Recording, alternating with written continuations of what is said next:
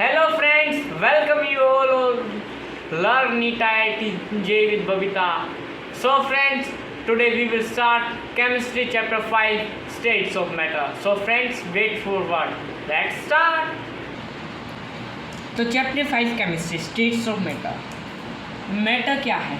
Anything that has some weight या mass and occupied space is matter. Matter के कितने states? There are 5 states of matter: solid, liquid, gas. ये 3 तो आज तक हम पढ़ते आए. अब ये 2 और कौन सी होगी? बोस-आइंस्टाइन कंडेंसेट और प्लाज्मा.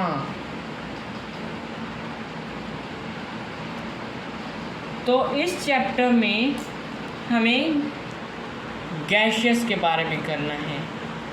सॉलिड का हम अगले और लिक्विड का हम उससे अगले चैप्टर में थर्मोडायनेमिक्स और लिक्विड्स में अलग अलग उसमें रिस्पेक्टिवली करेंगे. बोस-आइंस्टाइन कंडेंसेट और प्लाज्मा, ये 2 ऐसे टॉपिक हैं जो हमारे स्कूल लेवल्स या उसमें नहीं होते, ये ग्रेजुएशन लेवल्स पे या फर्दर स्टडीज़ में यूज़ किए जाते हैं. तो हम गैशियस को करते हैं.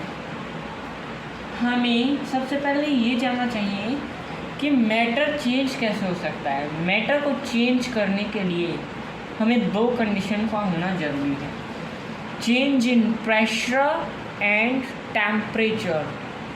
यदि प्रेशर और टेम्परेचर में चेंज आता है तो हम एक से दूसरा, दूसरे से तीसरा और तीसरे से पहला, दूसरा बना सकते हैं. उन प्रोसेस के अलग अलग रिस्पेक्टिव नेम्स हैं, हम उन्हें एक बार देख लेते हैं. पहले सॉलिड. जब हम सॉलिड को हीट करते हैं या मेल्ट करते हैं तो फॉर्म होता है लिक्विड. लिक्विड को हम वेपराइज करते हैं तो फॉर्म होता है गैशियस. जब हम गैशियस को कंडेंसेट करते हैं तो फॉर्म होती है लिक्विड. लिक्विड को हम फ्रीज करते हैं तो फॉर्म होती है solid. This is the chain cycle between them. अब हम अपने टॉपिक पे आते हैं गैशियस. गैशियस स्टेट में क्या क्या प्रॉपर्टीज़ हैं? इसमें intermolecular force of attraction, intermolecular force of attraction सबसे कम होता है.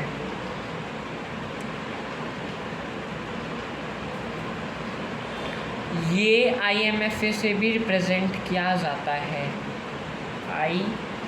IMFA से भी रिप्रेजेंट किया जाता है. ये लेस होता है सबसे. इंटरमोलिकुलर डिस्टेंस यानी पार्टिकल के बीच में डिस्टेंस, ये बहुत ज़्यादा होती है गैसियस वेपर्स या मॉलिक्यूल्स में. फिर gaseous particle are highly compressible. हम उन्हें जितना प्रेशर देकर उन्हें जितना कंप्रेस कर सकते हैं उतना इजीली हम किसी को नहीं कर सकते, यानी दे आर वेरी कंप्रेसिबल. चौथा, उनकी कोई फिक्स्ड वॉल्यूम नहीं है. हमें एक जगह से स्प्रे किया पूरे रूम में फैल जाएगी. कभी आपने सेंट को स्प्रे किया है? क्या करते हैं, जैसे कि हम सेंट को स्प्रे करते हैं, यहाँ से निकला सेंट, कुछ वेपर यहाँ पे दिखाई देंगे और फिर वो धीरे धीरे पूरे रूम में फैल जाती है. बाद में हम रूम से उन्हें सेपरेट करके नहीं निकाल सकते कि वो यहाँ है, कहाँ पे हैं उसके वेपर्स. ठीक है, तो अब हम इसके बारे में बात करते हैं. What is the force between them? कौन सी फोर्स लग रही है, कौन से इनके बीच में इंटरेक्शंस हैं? तो they have intermolecular attractive and repulsive attractions. Gaseous में नाइदर अट्रैक्टिव होता है नॉर रिपल्शन होता है. अब हम मेजरेबल प्रॉपर्टीज़ ऑफ गैस पढ़ते हैं. ये तो हम ना IMFA मेज़र कर सकते हैं, ना इंटरमोलिकुलर डिस्टेंस मेज़र कर सकते हैं, ना उनकी कंप्रेसिबिलिटी मेज़र कर सकते हैं किसी गैस की। तो हम मेज़र कर सकते हैं उसकी कुछ प्रॉपर्टीज जैसे टेम्परेचर, प्रेशर। तो अब हम उन्हें पढ़ते हैं। तो फ्रेंड्स उन्हें स्टार्ट करते हैं। तो मेजरेबल प्रॉपर्टीज ऑफ गैस में सबसे पहले आता है हमारे पास टेम्परेचर। हम टेम्परेचर किसी भी गैस का 3 उसमें मेज़र करते हैं, degree Fahrenheit, degree Celsius and kelvin. तो हम गैसेस का जो आइडियल गैस होते हैं यानी फिक्स है, स्टैंडर्ड है, वो है केल्विन। हम डिग्री फ़ारेनहाइट से डिग्री सेल्सियस में कन्वर्ट कर सकते हैं। 5/18 + 32 डिग्री सेल्सियस में, यानी जितनी डिग्री फ़ारेनहाइट होगा उतना डिग्री सेल्सियस में कन्वर्ट होगा। डिग्री सेल्सियस को केल्विन में, टेम्परेचर जितना भी डिग्री सेल्सियस में है डिग्री केल्विन में बदलने के लिए + 273.15। हम इससे टेम्परेचर को मेज़र कर सकते हैं। Both Celsius and kelvin scale have unit of equal magnitude, that is 1 degree change in Celsius is equal to 1 Kelvin change, that is T degree Celsius. Next is pressure. Pressure according to laws of motion, pressure क्या है? What is pressure? Pressure is defined as force applied as per unit area. Pressure है force upon area. इसे हम represent करते हैं, unit है Newton metre square या pascal में। हम इसे अलग अलग उसमें भी उसमें करते हैं, उसके कुछ रूल हैं जैसे कि 1 atm atmospheric pressure, 1 atm। Next is 76 centimetre of Hg। 1 atm 76 centimetre of Hg के बराबर होता है और 76 mm of Hg 760 mm of Hg के बराबर होती है। 1 atm 1 कुछ बार के बराबर होता है। 1 atm इज इक्वल टू 1.0821 बार। एक बार 10⁵ पास्कल के बराबर होता है। एक बार में कितने टॉर होते हैं? 760 टॉर्स में 101,325 पास्कल्स होते हैं और एक टॉर में 76 mm ऑफ Hg होती है, यानी 1 mm of Hg equal to approx 1 bar. ये होती है 76 mm ऑफ Hg। तो अब हम इसके और फर्दर वो नहीं कर सकते, हम इसे मैनोमीटर और बैरोमीटर से मेज़र करते हैं, लेकिन एग्जैक्ट उसके लिए हम हमारे साइंटिस्ट स्टेल्जोमीटर यूज़ करते हैं। स्टेल्जोमीटर, it is a scientific device used by scientist to measure particular with accurate data. तो हम इसे 3 से वो मेज़र कर सकते हैं। Next is gaseous laws. Gas के कुछ लॉज हैं हमारे पास, उनमें से the first law is Boyle's law. Gaseous laws में बॉयल्स लॉ।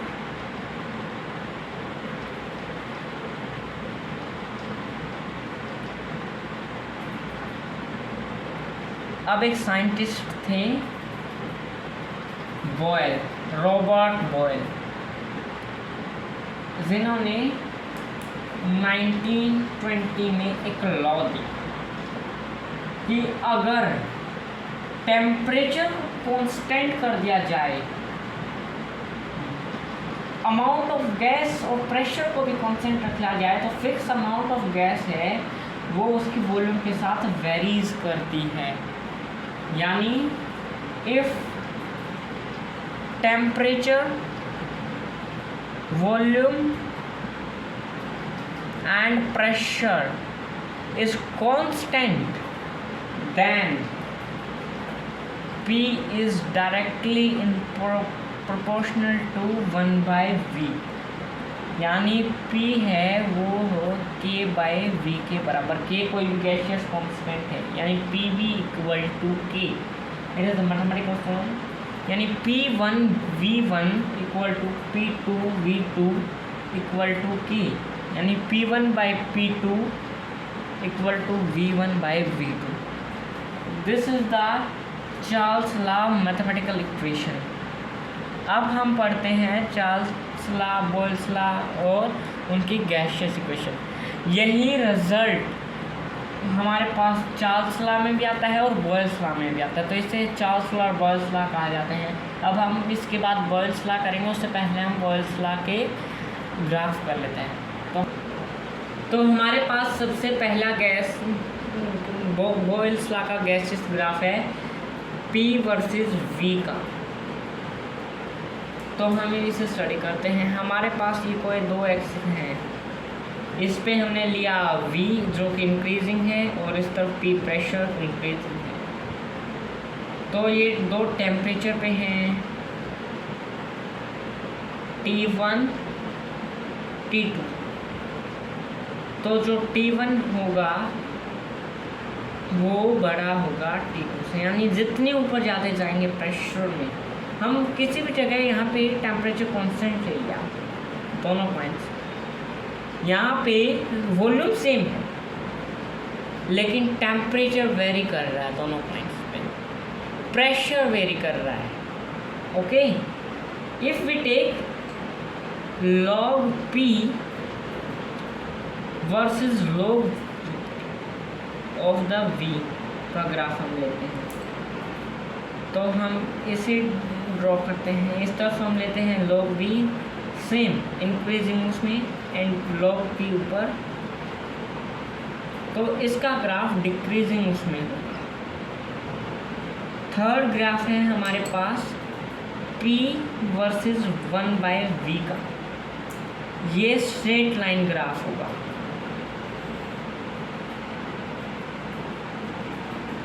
ये इस तरफ इंक्रीज कर रही है, ये P इंक्रीज कर रहा है। This will be the straight line. Next will be PV versus P। तो ये होगा कांस्टेंट ग्राफ। हम किसी भी जगह पे ले लें, यहाँ पे वॉल्यूम चेंज करेगा, P कांस्टेंट रहेगा इसमें प्रेशर। तो ये होगा एक लाइन ग्राफ, कांस्टेंट ग्राफ। जो इस तरह के ग्राफ हमारे पास ऑब्टेन्ड होते हैं हम उन्हें कहते हैं isotherms. The type of all the graphs obtained, यानी Boyle's law is based on isotherms.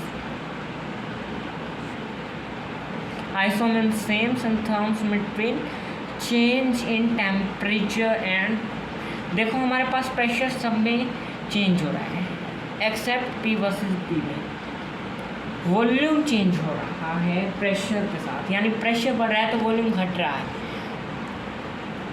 Temperature constant है फिर भी वॉल्यूम और प्रेशर में ये वो हो रहा है, क्योंकि the volume of given mass of gas is inversely proportional to pressure at constant temperature. इसीलिए जब आपने देखता है प्रेशर ऑफ वाटर वेपर है वो वॉल्यूम को डिपेंड नहीं करता, लेकिन वो टेम्परेचर को डिपेंड करता है, क्योंकि टेम्परेचर रिमेन्स कांस्टेंट। अगर टेम्परेचर कांस्टेंट है, हम physical significance of Boyle's law देते हैं। जब हम एटीट्यूड पे जाते हैं तो हम देखते हैं कि हमारी ये कोई भी पीक है, ये हमारा सी लेवल है, हमारे हम यहाँ पे हैं, यहाँ पे ऑक्सीजन बहुत है, लेकिन जैसे जैसे हम ऊपर जाते हैं, ऊपर भी तो O20 किलोमीटर वो O3 होता है, O2 प्लस O, ये अपने आप फॉर्म होता है और टूट जाता है रिएक्शन। फिर भी हमारे पास यहाँ पे सांस लेने में बहुत तकलीफ होती है। We feel sickness, the air become insufficient for normal breathing as a result of altitude sickness, क्योंकि हमारे यहाँ पे वॉल्यूम तो ज़्यादा है लेकिन उसकी डेंसिटी कम हो जाती है प्रेशर डिक्रीज होने की वजह से। एयर प्रेशर एल्टीट्यूड इंक्रीज होती है, प्रेशर डिक्रीज होता है तो एयर डेंसिटी लो हो जाती है और हमारे पास इनसफिशिएंट ब्रीथिंग के केस सामने आते हैं। तो अब हम अपना चार्ल्स लॉ स्टार्ट करते हैं। तो जैक्वेस चार्ल्स नाम के एक साइंटिस्ट आए, जैक्वेस चार्ल्स, उन्होंने चार्ल्स लॉ दिया। उन्होंने कहा जब हम effect of temperature on volume of fixed mass of gas पढ़ते हैं तब हमारे पास होता है for a fixed mass of gas at constant pressure volume of gas increases on increase in temperature and decrease on cooling. यानी volume वो inversely proportional है T से, यानी V इक्वल टू KT। तो V इक्वल टू KT है, then V upon T equal to K, यानी V1 upon T1 equal to V2 by T2। हमने इसमें प्रेशर को कांस्टेंट रखा है, टेम्परेचर को चेंज किया है।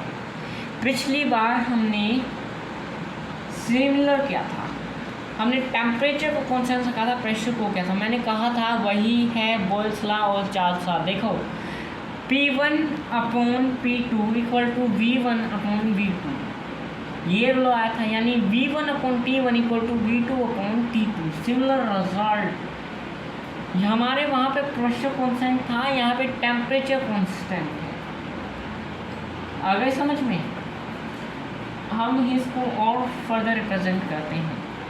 Log V equal to T के है हमारे पास, यानी KT है, तो लॉग P है वो होगा log K plus log T, यानी V equal to temperature in degree kelvin plus exact temperature of the gas, यानी 273.15 डिग्री सेल्सियस। तो V T की वैल्यू आ गई, यानी पार्शियल टेम्परेचर की वैल्यू हमारे पास इससे आ जाती है और उसका ग्राफ हम रिप्रेजेंट करते हैं। ये है T डिग्री सेल्सियस का और ये है V का।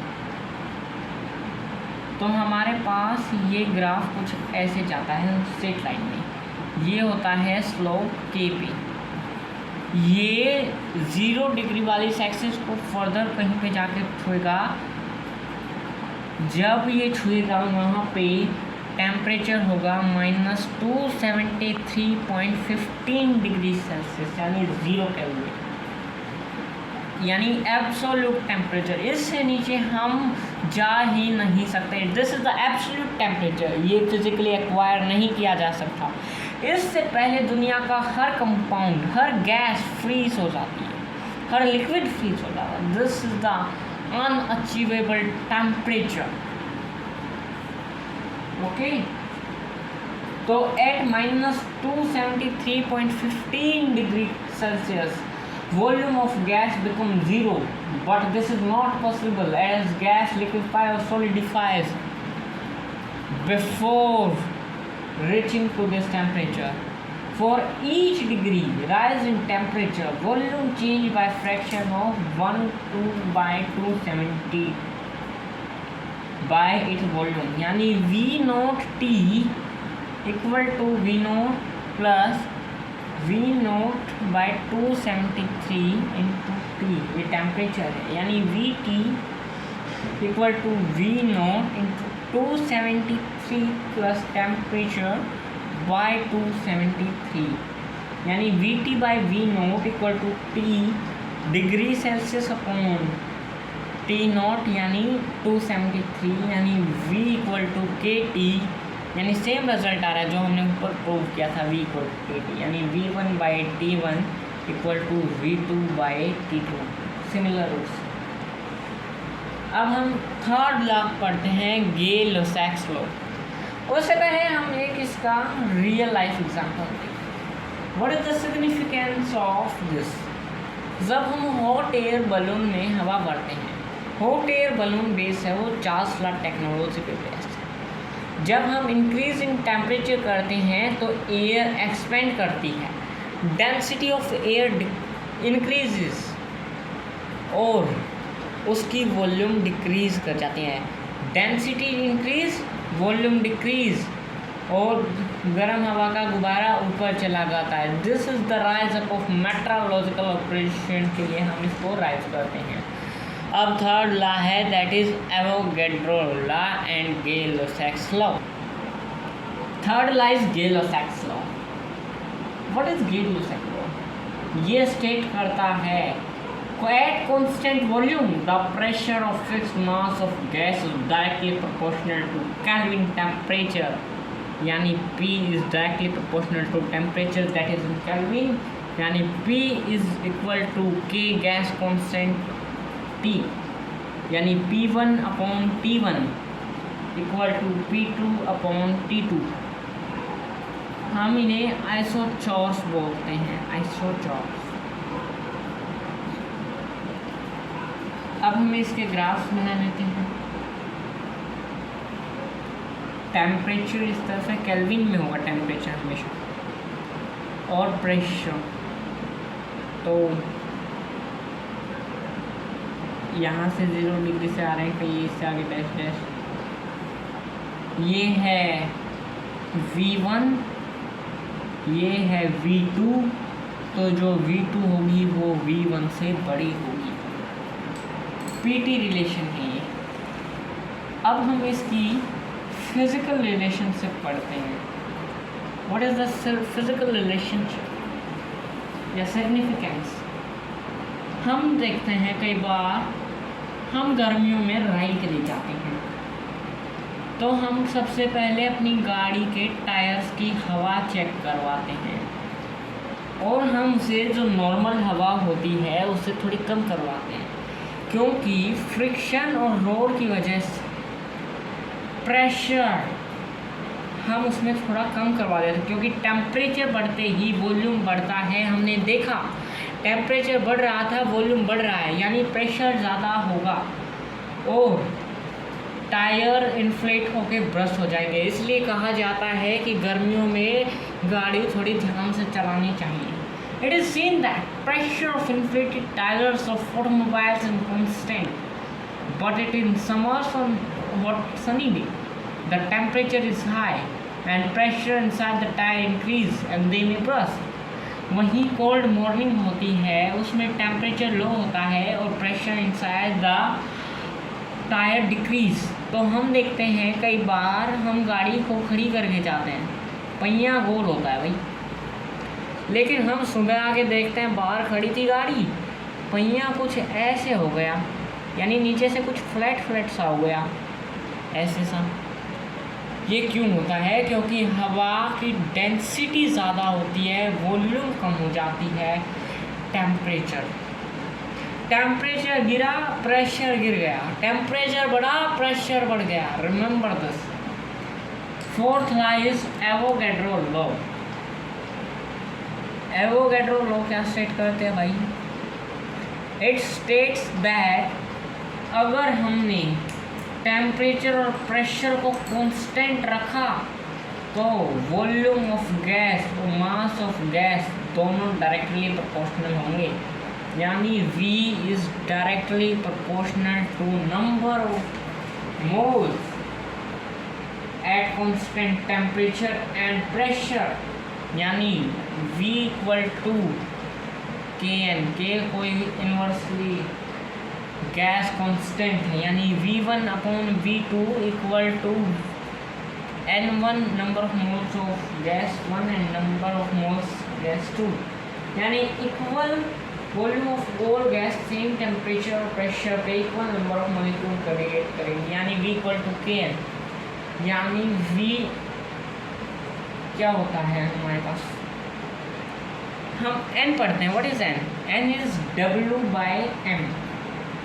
W क्या है? Weight and m is molecular weight of the gas.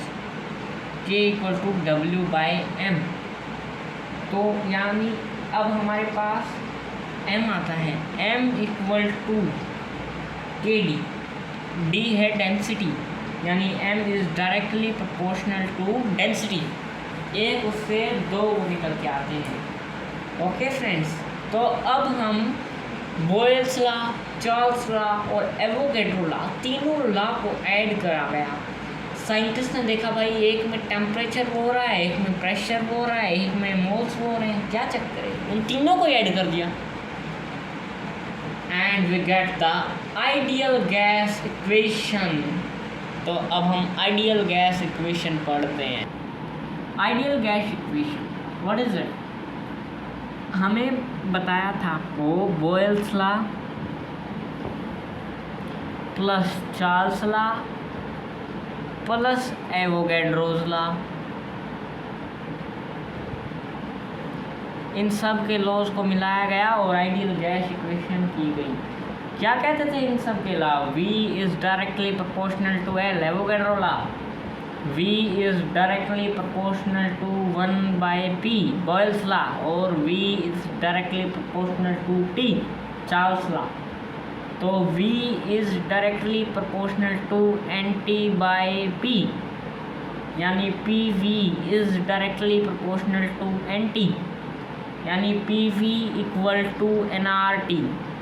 इसमें R है यूनिवर्सल गैस कांस्टेंट. ये यूनिवर्स में कहीं भी चले जाओ एक समान होगा, चेंज नहीं करेगा.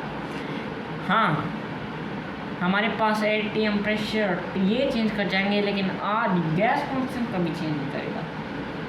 R की वैल्यू होती है R इक्वल टू PV/NT. अब इसकी वैल्यू हम पढ़ते हैं अलग अलग उसमें. एटीएम में पहली वो होती है एटीएम में 0.0821 एटीएम पर mole.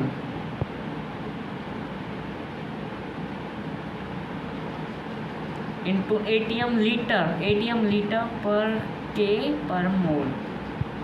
Next is in bar 0.083.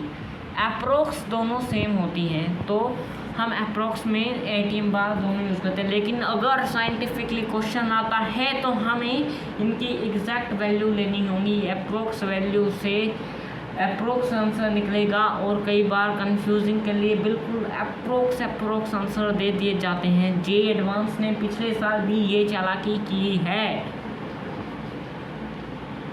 Third is in joule. ये एटीएम में हो गया, ये बार में हो गया. अब जूल 8.314 जूल K-1 मोल -1 जूल्स में. अर्ग्स, एक अर्ग्स कितने बराबर होता है? हमने पढ़ा था 1 अर्ग इज इक्वल टू 10⁻7 जूल. तो 8.314 इंटू 10⁻7 अर्ग्स पर के पर mole. Next is in calories. Calories में हम पढ़ते हैं 2 कैलोरीज पर के पर मोल इक्वल टू R. ये पांचों वैल्यू R की हैं. इनमें से हमारे पास कभी भी कौन सी भी यूज़ की जाती है? इसी पर अब मैं एक छोटा सा सवाल उठा लेता हूँ.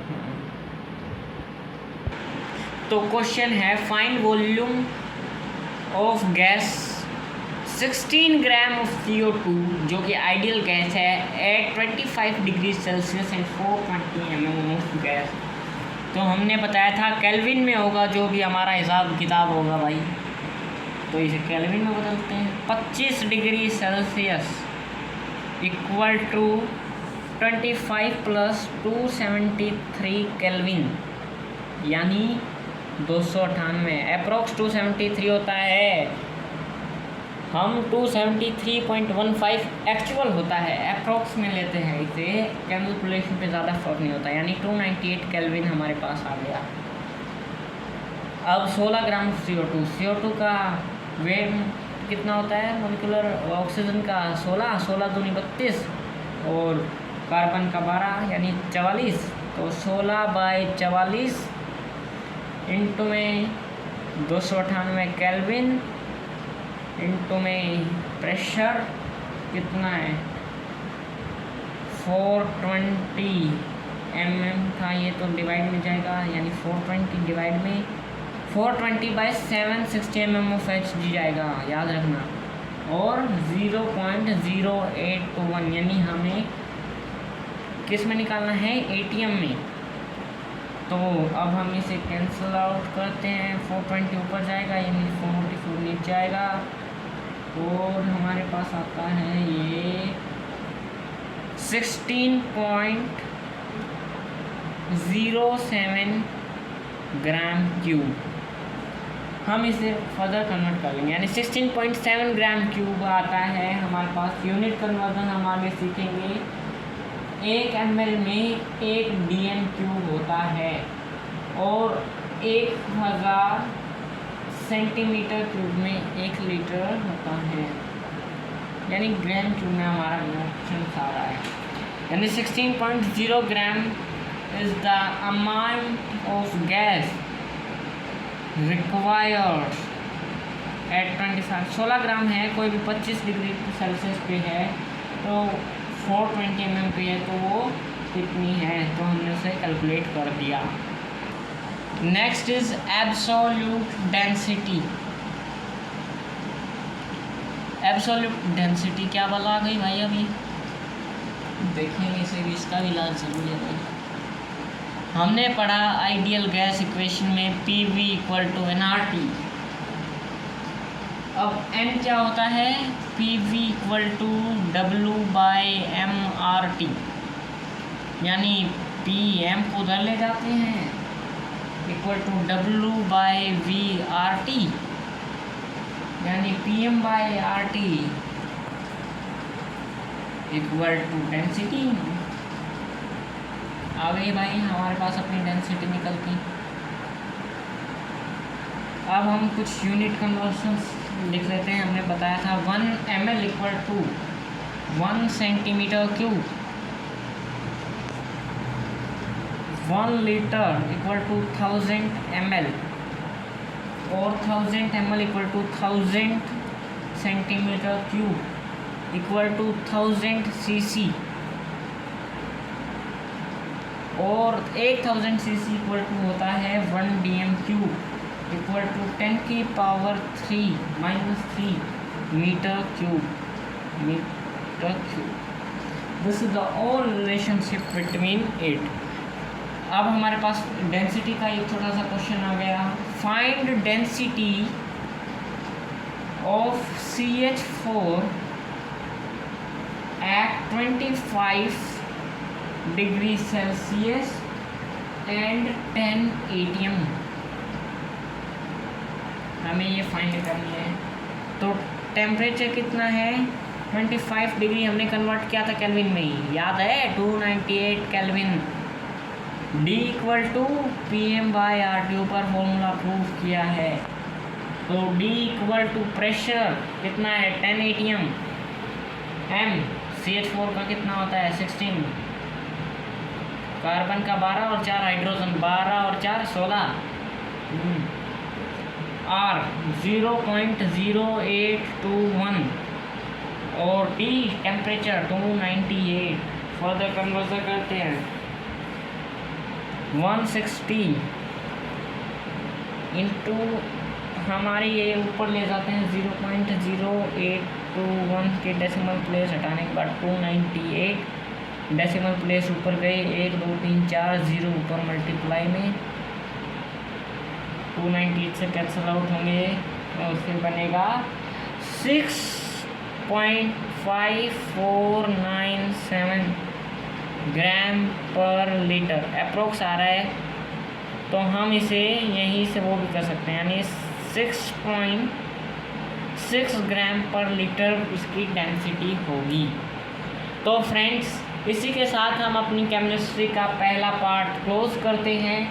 नेक्स्ट हम बहुत जल्द मिलेंगे अपनी नेक्स्ट पार्ट 2 के साथ, combined gas law, Dalton's law of partial pressure, और उसके बाद हम molecular speed, kinetic theory of gas करेंगे, फिर most probable speed, behaviour of real gas. इसके 3 पार्ट होंगे। थर्ड पार्ट में हम करेंगे volume conception, van der Waal equation, और conclusion of grass and compressibility factors और टेम्परेचर।